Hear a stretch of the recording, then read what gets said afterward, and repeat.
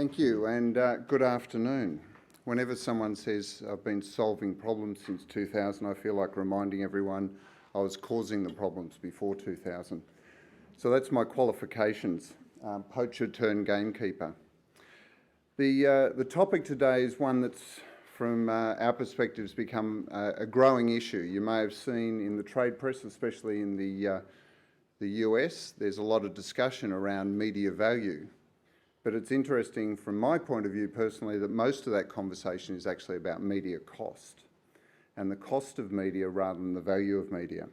So today, while I'm talking about where is the value hidden, a lot of times people are actually thinking value is cost. So I'll start with price is what you pay, value is what you get. Warren Buffett, there's a man that knows something about value. The problem is that when we talk about media, it's often the conversation is the price of media. Most of the focus from our practice is when we're talking about media, and especially with the procurement teams, is are we paying the right price, not are we getting the right value. So when we're talking about the concept of a value chain in media, what do we actually mean? I mean, some of the biggest projects that we get is benchmarking media buying, auditing media buying, and yet it's a totally historical process. It's about looking at what you spent in the last 12 months and determining did you pay the right price. But media auditing and media benchmarking will never tell you if you're getting good value. And yet we're seeing a growth in this area as people are under more and more pressure. They're defaulting away from value towards price. So what is media value chain? I thought I'd break it down to simple basics. You're a company, you invest money in media to place your messages in front of a particular target audience, hoping like hell that that will generate a bigger return on that investment. That's actually media value. Media value is not what you pay for the media.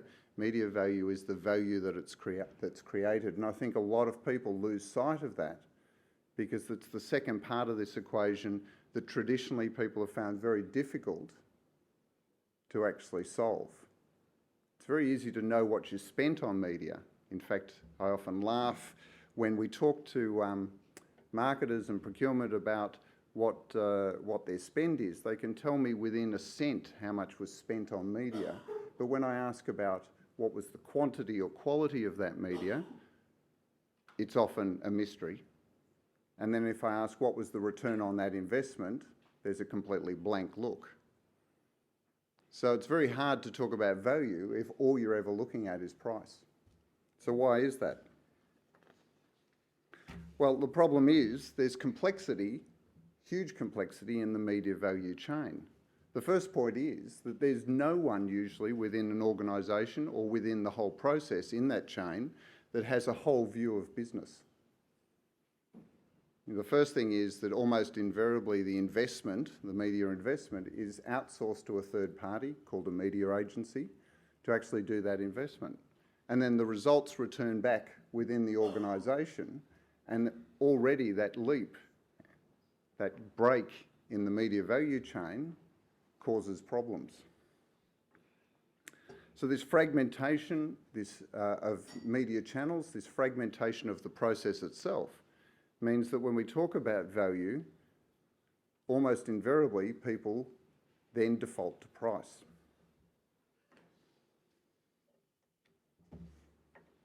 So here's that value chain. Very simplistic here because it's actually become a lot more complex.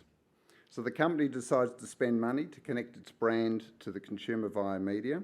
It engages a media agency. The media agency then plan and execute and manage the buy of that media.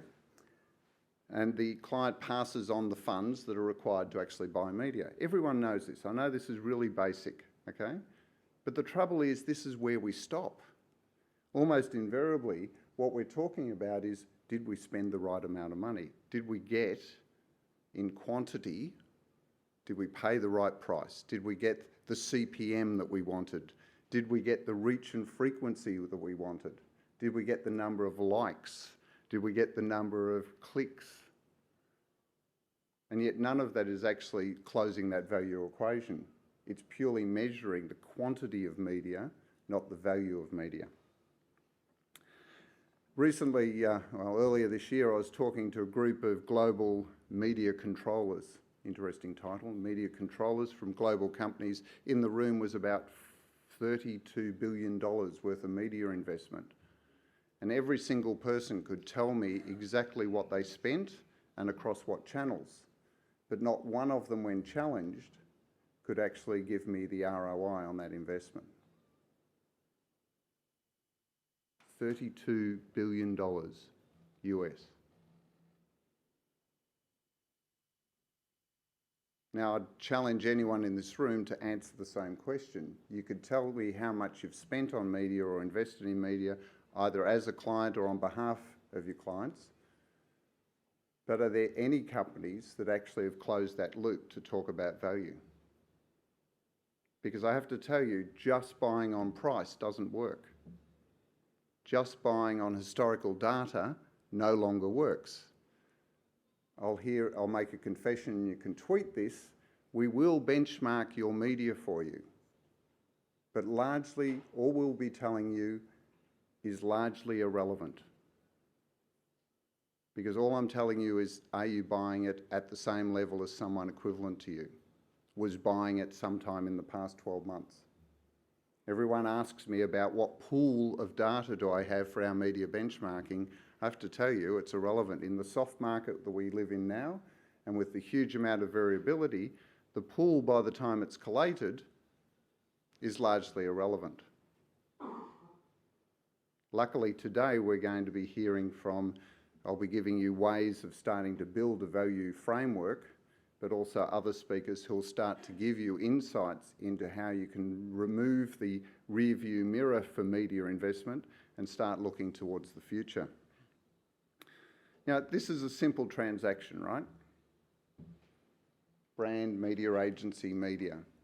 But the problem is that the actual delivery of media is incredibly intangible.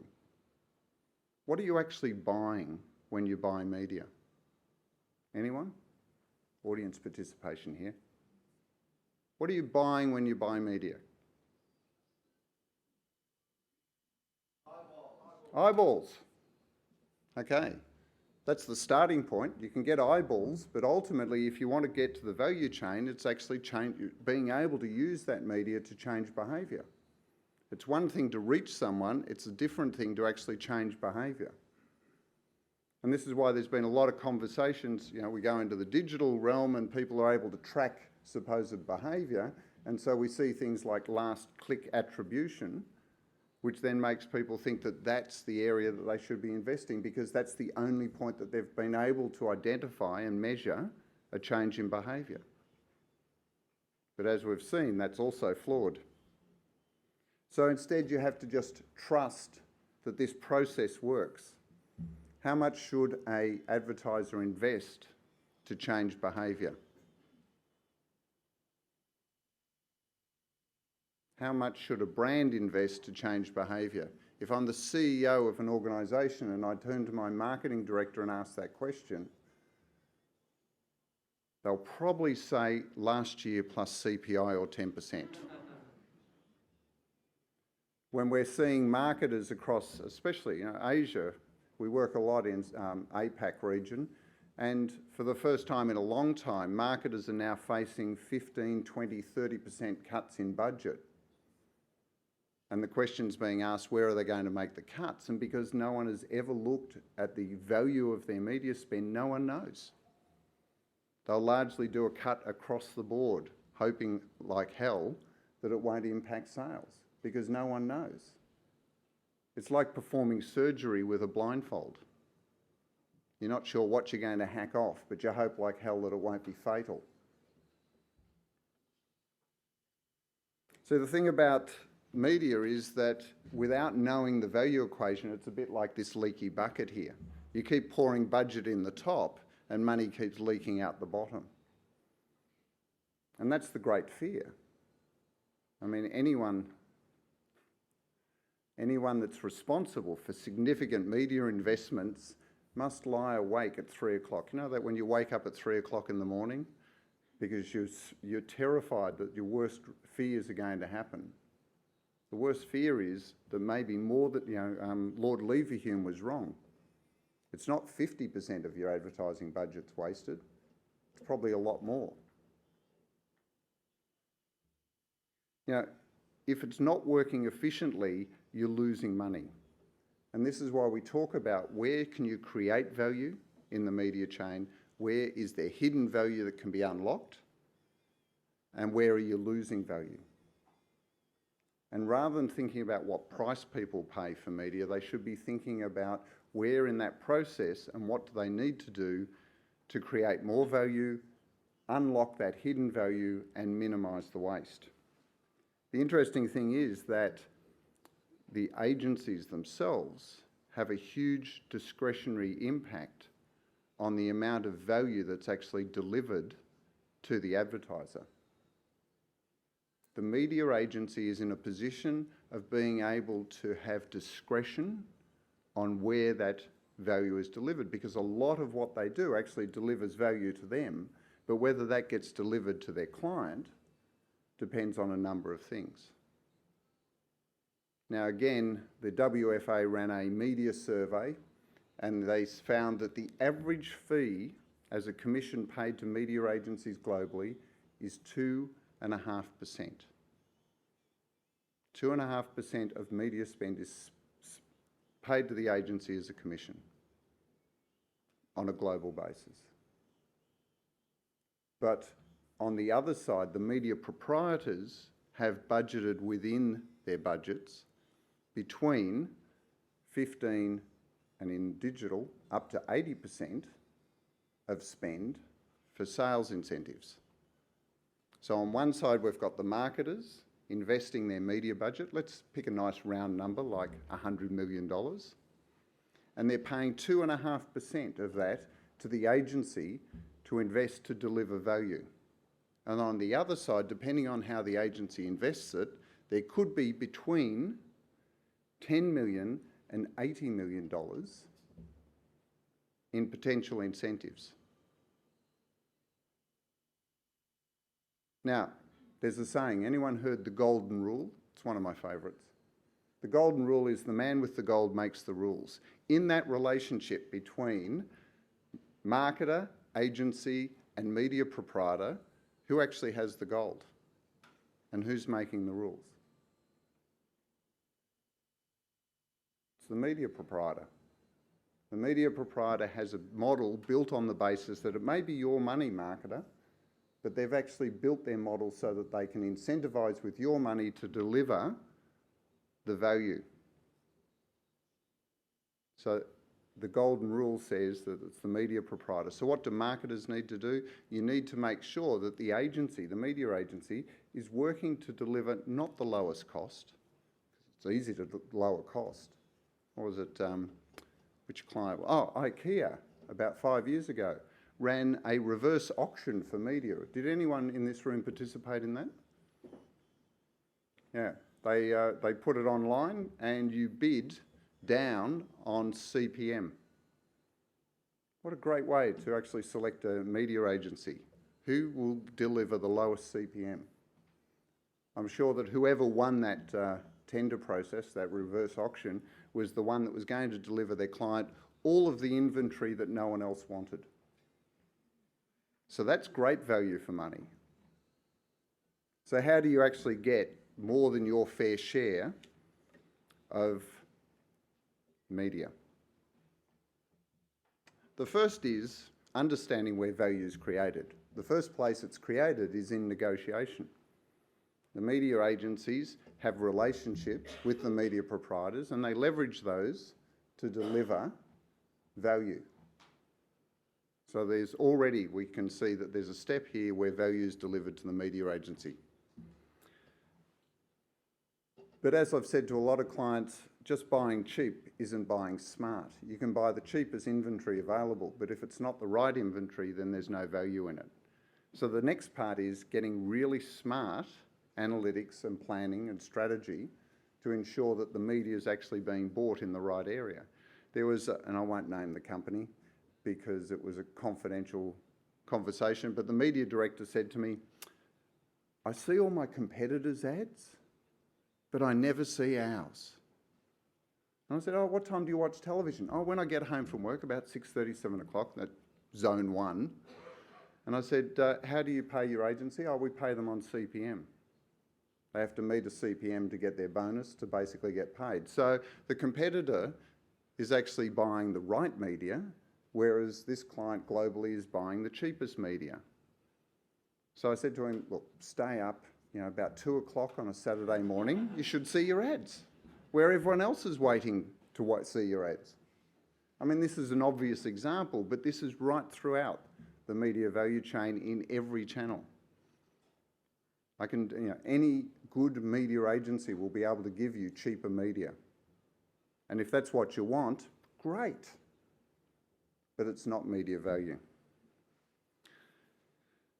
So a strong media value chain is where the company's working with the right agency, you have the processes in place, but more importantly, you have a focus. Just because the media proprietors can pay up to 80% in digital, maybe 20 to 30% in other media as an incentive, it doesn't mean that that's the only way the media agency wants to get paid. First of all, it's incredibly difficult to hide if you get audited. And if you're SOX compliant, it's almost impossible to hide rebates, kickbacks, things like that. But that's why they've got really smart DSPs, demand side platforms are very good because they're basically trading desks. They're an opportunity for the media agency to start trading against inventory to deliver audiences and play the margins so that they can deliver a lower cost to the client but maximise their returns, their rebates, their margins. Now, a lot of procurement people, and especially you'll see in Ad Age, there's a lot of conversations about how this is unfair, how dare the agency. But I have to say, by the constant process of reducing agencies' fees, they've basically created an environment where the agencies are now having to look for other revenue sources. So to say on one level that you want transparency and openness, and on the other say that we're only valuing you at 2.5%, just doesn't cut it. You get transparency, you get openness when you're willing to pay for it and invest in it. This is why it's called a value chain, because the first thing that would happen is if the agencies were open and transparent, the question would be, well, how much margin is a reasonable margin? Just like the conversations I have about how much profit is a reasonable profit. A media controller from a very large FMCG company said, we're happy for our agencies to make 8%. I said, I'd be happy with 8% of $16 billion. But on $1 million in fees, 8% just doesn't cut it. I might as well put my money in a long-term deposit, fixed deposit. Now, these are the questions that have to be answered, is what is the value? If you can answer what is the value, then you can start to look at how do you pay for it.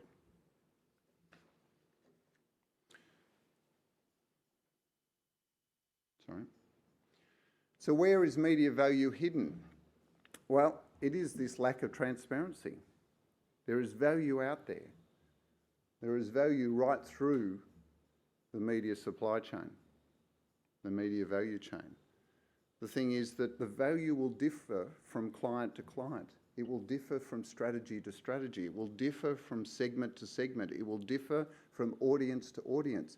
It will differ from brand maturity to brand maturity and from market to market. In every area, the value will actually be related to what is the task that the media is meant to deliver. And this pressure, as I said, on remuneration to drive that down means that the value is increasingly being held by the agencies and not shared. And just forcing the agencies to share that value won't work. Because you know what, there's going to be someone out there that's going to incentivise their agencies to share the value. And they will get the unfair share of that. And it's lost through missed opportunity, through sloppy buying, poor planning, poor processes. And we've seen a lot of this. the less you pay your agency, you'll either get less quality people or just less people, because they have to maintain a margin. It's the easiest thing in the world is for an agency to switch out the senior team that won the pitch and replace them with the B team. But the trouble with the B team is that they're going to make mistakes and they're not going to know how to maximise value. It's sounding pretty bleak, isn't it? Sorry about that. Let's move on. Here's ways of actually getting the unfair advantage. The first is have a better strategy. Be a better client. Actually think about how you engage in media and with the media agencies from a holistic viewpoint. And we'll talk about that more in a minute. The second is having a better structure. I mean, Sir Martin Sorrell was out here recently saying, independent agencies are having trouble maintaining a future. Of course he said that. He's got a vested interest in having everyone move to one of his big conglomerates. And I don't have anything against a network agency or an independent. I just think there's a role for both of them. And what you trade off in most markets is you either go to an independent because they're particularly good in their area, or you go to a conglomerate to do a one-stop shop because you want convenience. That's a decision that you have to make, and that's a strategic decision. But you need to build your structure around what's important to delivering value for you. And then the final one's a better process. A process that, and I think everyone thinks, and most marketers will tell me that they understand media, but in actual fact, the way it's practiced and applied in most cases is pretty sloppy. There's poor process, there's poor focus, there's very rarely true value-based KPIs, there's very rarely in briefs to the agency ROI expectations or even ways of measuring it. If you get better strategy, better structure, better process, then you're going to engage the media agency, who, as I've shown, has the discretion to pass on that value to you. So we'll go into that in more details. The first thing is, we live in a siloed world. Who here lives in a silo? Anyone? Oh, you all work in silos. You know, we're in the bank, we're in the wealth management area, or the mortgage area, home loans, or the retail area, or the savings area. You know, all organisations, as soon as they get above about 100 people, create silos, and then we have silos within silos. And in the media space, it's interesting because all of these silos then have these teams. You know, someone doing media strategy, and someone doing digital strategy, and someone doing social media strategy. And the interesting thing about silos is they actually don't talk to each other. The other interesting thing about that is the poor sucker on the end of that, which is you and I, the consumer, the media consumer, down the bottom there, has 4 different channels, often saying 4 different things to the same people. It's the prime example of why our structures cause a huge amount of waste in media, because we break it all into little bits and incentivise them. You know, so many times I've seen people in that media strategy planning and buying across there incentivise the agency on how cheap they can buy. Meanwhile, over in digital, they're buying on how cheap they can pay for the clicks or the likes. I mean, none of the KPIs actually aligns people to value. It aligns everyone to price. So how do you structure it? Think of the big X. So at the top, from an organisational point of view, the starting point is collecting data. Collecting data and insight, and then turning that into insights about consumers. If the value chain is about putting your message in front of the right people at the right time to change their behaviour so that they invest more money with your brand or business so that you get a bigger return on investment, everyone buy that as the value chain? Nods of head will do, unless you've fallen asleep, yeah? Then what you need to do is take a whole of business view. and work down to the strategy for that piece of business on what is the strategy before you then go out into the specific channels, because each channel will be good at delivering what it does best. And each channel will contribute to the other channels in making them more effective. But because we live in this siloed world, everyone's off in their own little bit with their own bit of budget, doing their own little thing, and none of it's actually value-based. It's like we live in a world where it's a rush to the end of the financial year to see who can spend the most amount of budget. You're laughing, but I'm serious. It feels that way. You know, and then you have the various strategies. I mean, strategy, I've got to say, is the most overused word in advertising and marketing. Everyone does strategy. There is a strategy. Then there are, off that, expressions of that strategy. We've got to stop talking about, you know, I've encouraged it here. I've told you that there's 4 different strategies. All those strategies are actually aligned to the strategy, not 4 separate strategies. And then the most important part is, what was the result? What was the result of doing that? And what you do with the result is you immediately put it back into what are we going to do next time? Because if you've just spent 10, 20, $100 million on media and you don't know what the result is, then the next 10, 20 or $100 million you spend is largely wasted. You know, the reality of this and the fact that this is not the way it's often executed within organisations would absolutely terrify shareholders if they actually understood it. Largely, they don't understand it, so we're lucky. The next is, how do you get a better structure? Well, there's all those functions I was talking about, and this is Sir Martin Sorrell's view of the world. One agency will do it all, and that will be a WPP agency. And we'll do it at a discount. Because we know it's not effectiveness that you want, it's efficiencies. Efficiency is more important and convenience is more important. I can't believe he said that. Did anyone read that? Clients are more interested in efficiency than effectiveness. Interesting. So that's the WPP view of the world. What other? Well, you could break it out. Increasingly, we've got clients that go, well, we want someone to do our customer data analytics and research and create insights from that. That's one function. Then developing a comms and channel strategy, and then have various specialists in each of those channels to then take that out. Terrific. There's a couple of things about this that don't work. One is, it's almost impossible to get that number of people to actually align on anything at the moment.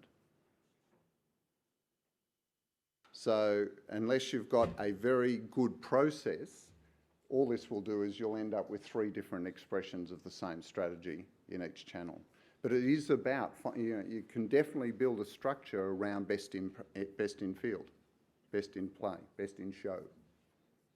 Okay? The other thing about this chart that I don't like is when you have the people that are planning and buying your media also collating the results. I had a procurement person say to me, what's the average benchmark of bonus payments for media agencies? And I said, well, it depends how well they perform, really. No, is there a benchmark? And I said, why? Oh, well, our media agency for the 4 years of the contract have got 100% of bonus. I said, oh, that's interesting. Who sets the results? Oh, the agency does. Who reports on the results? The agency does. Okay, and they get 100% of their bonus. Suddenly the penny dropped.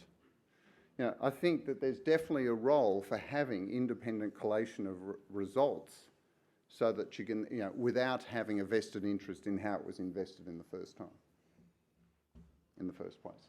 And so, you know, that could be something like this.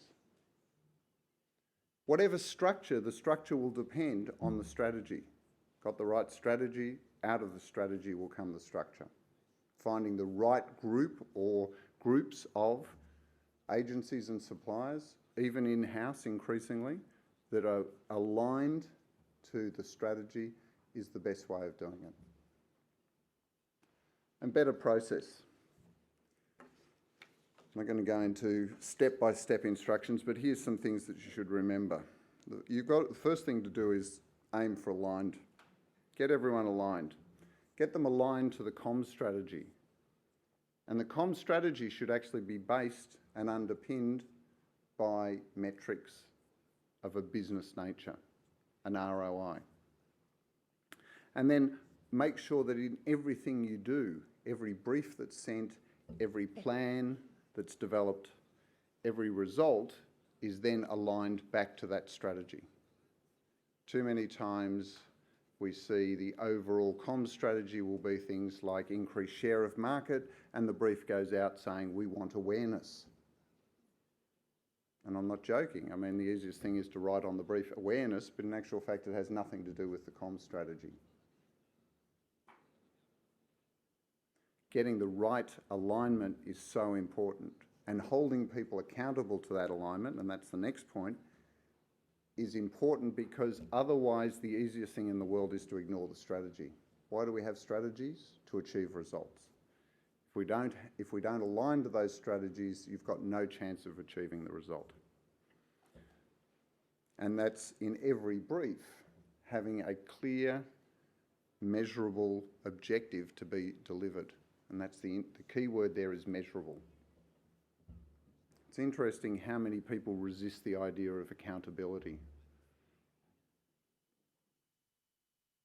Accountability is part of being responsible, so maybe the problem is that we don't want to be responsible. We want to be able to spend this money as long as you don't hold me accountable or think that I'm responsible for the outcomes.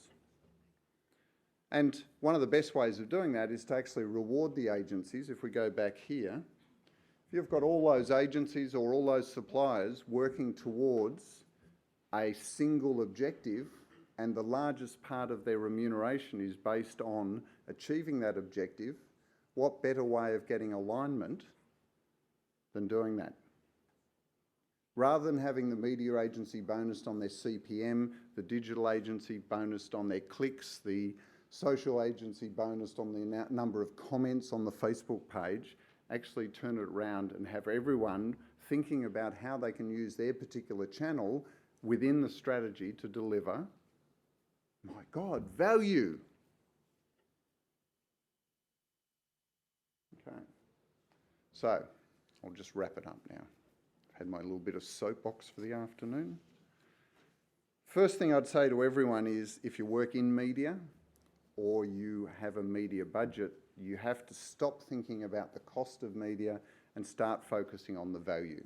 If you cannot answer the value equation, then you need to work towards finding the value equation. I'm sure the rest of the afternoon you'll hear some very insightful and interesting ways of doing that. But you need to think of media as value. You have to then define that in relation to business, comms strategy and channel strategy. It's no point having a business strategy that's not then aligned, the comms strategy not aligned to your business strategy. At the end of the day, we are in this business to create value. We are not in this business to make nice ads. We're not in this business to get media firsts.